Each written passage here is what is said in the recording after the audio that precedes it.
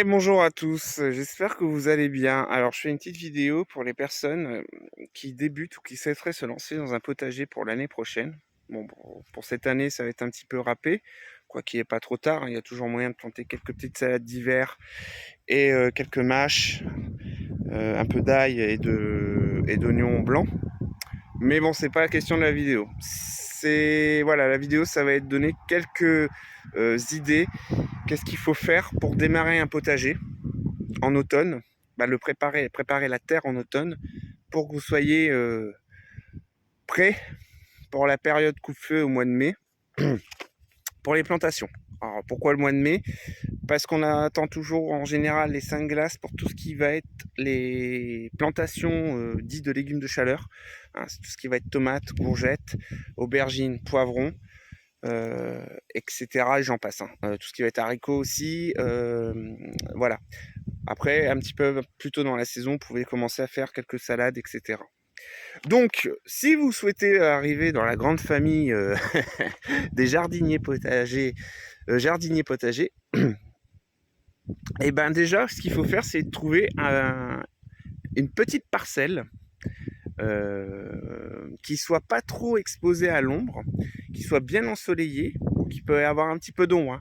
Mais les légumes en général ont besoin quand même de beaucoup de lumière, d'ensoleillement pour les aider à grandir et à mûrir. Donc déjà, ça c'est un premier cas. Une fois que vous avez trouvé votre emplacement, moi ce que je peux vous conseiller si c'est votre première année, c'est de commencer petit. Ne faites pas trop grand. Vous voyez, moi personnellement, mon terrain, il n'était pas si grand quand j'ai débuté. Quand j'ai débuté, il était de là, il commençait là, il allait ici. Plus un petit peu là, sur les côtés. Voilà. Bon, maintenant, vous pouvez voir, hein, c'est voilà, je travaille là, je l'ai agrandi. Et puis, il y aura toute la parcelle le long là-bas que j'ai fait aussi. Donc, commencez petit. Après, c'est un conseil. Après, vous faites comme vous voulez. Hein. Parce qu'il faut que ça vous plaise aussi.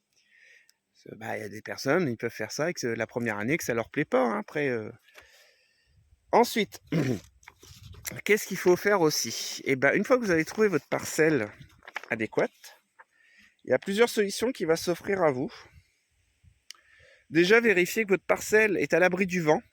Parce que s'il y a trop de vent et que c'est trop pris au vent, ça va très vite faire sécher votre terrain aussi. Ensuite, une fois que vous avez trouvé la parcelle, vous la délimitez. Et il faut commencer un petit peu à l'aménager, à la préparer tranquillement. Alors, si vous avez un terrain qui est enherbé, bon là, imaginez qu'ici c'est enherbé. Moi, je donne toutes les solutions. Je sais que je vais encore me faire des amis, mais je donne toutes les solutions. Il y a deux solutions qui s'offrent à vous, on va dire. La première, vous bêchez, vous retournez la terre.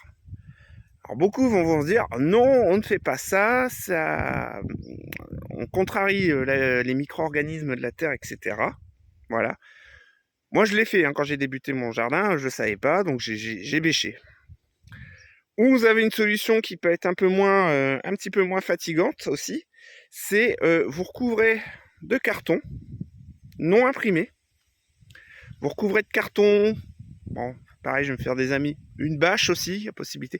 En gros, il faut que vous fassiez l'obscurité totalement sur votre zone.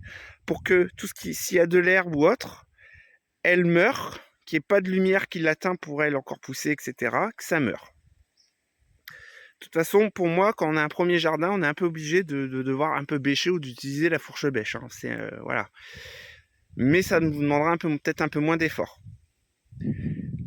Après, vous pouvez l'amender, c'est-à-dire commencer à préparer votre terrain pour la saison d'après. C'est-à-dire mettre du fumier, par exemple. Alors fumier, vous pouvez prendre du fumier frais parce que le fumier frais est utilisable à partir de l'automne. Vous le laissez en place jusqu'au printemps. Et au printemps, vous l'enfouissez un petit peu dans votre terre. Mais attention, ne jamais mettre de fumier frais avant des plantations parce que sinon, ça va brûler vos racines de légumes. Parce que le fumier, quand il se décompose, il chauffe aussi.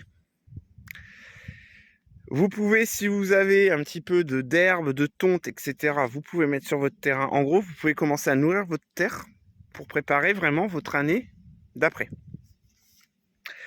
Une fois que ça c'est fait, que vous arrivez au printemps, que vous faites tout ça, vous avez préparé votre terrain, il est prêt, vous pouvez attaquer. Alors vous avez deux solutions. Soit vous achetez directement des plants en jardinerie, ou alors vous voulez vous lancer dans l'aventure des semis. Et ça, c'est encore autre chose. Les semis, ça se fait plutôt dans l'année. Par exemple, tout ce qui va être poivron, aubergine, on commence dès février. On commence les salades vers février, voire certaines on peut faire en janvier, etc. Les courgettes, c'est plus vers avril, voire début mai. Mais il faut, si vous voulez vous attaquer dans des semis, il faut toujours regarder votre région. Parce qu'une région froide comme le nord va attaquer son semis de tomates beaucoup plus tard que quelqu'un qui vit dans le sud de la France va pouvoir les attaquer plus tôt. Voilà. Pour tout ce qui est plantation directe, c'est la plupart, comme je vous disais juste avant, la plupart du temps, c'est pas avant mi-mai. Il faut attendre les dernières gelées. Bon, mais maintenant, on va dire que les saisons, elles sont plus trop présentes non plus. On peut avoir des gelées plus tard aussi. Il faut surveiller la météo un petit peu avant. Si vous achetez des plants, ce que je peux vous conseiller aussi, faites des choses assez simples et en petite quantité au début. Des légumes assez simples comme quelques salades, un peu de radis, des plants de courgettes, des plants de tomates, etc. Faites selon les dimensions de votre terrain. Parce que c'est toujours pareil, il faut respecter une certaine distance entre certains légumes. Parce que si vous mettez 2 légumes gourmands, si votre sol est bien nourri, techniquement il ne devrait pas y avoir trop de soucis. Mais si votre sol n'est pas assez nourri, il y a un plant qui va mieux s'en sortir que l'autre. Mais ça, c'est d'autres vidéos qui viendront aussi. J'essaierai de faire des vidéos là-dessus. Donc voilà, prenez des légumes assez simples pour votre première année. Et après, faut attendre que ça pousse, vérifier qu'il n'y ait pas de temps en temps des maladies sur vos légumes, vérifier que ça pousse tranquillement, etc. Après, vous allez être embêté peut-être avec des ravageurs, comme les escargots, les limaces, mulots, musaraignes, etc.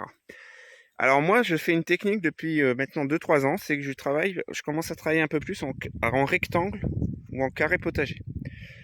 Alors ça reste le même principe, faut le préparer à l'avance, comme vous pouvez voir, j'ai fait une vidéo il y a quelques temps sur comment je préparais mes carrés potagers pour l'automne, parce que là, sur cela, je vais rien planter.